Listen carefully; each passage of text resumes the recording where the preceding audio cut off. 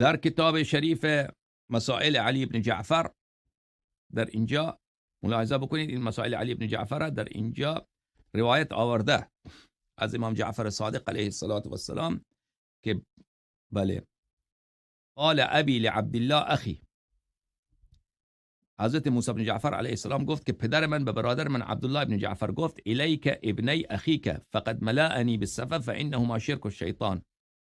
این دو برادر محمد ابن اسماعیل و علی ابن اسماعیل، اینا را از من دور بکن، اینها با حماقتشان مرا بسیار اذیت کردن با نادانیشان. اینا فانهما شرک الشیطان، در نطفه اینا شیطان شریک شده. بله، چون آیه قرآن مجیده که شیطان در نطفه آدم شریک می شود، در نطفه اینا شیطان شریک شده. یعنی محمد ابن اسماعیل و علی ابن اسماعیل و کان عبدالله اخاه لابیه و امیه. عبدالله که بود با اسماعیل از یک پدر و مادر بودن. امام جعفر صادق علیه السلام به اونها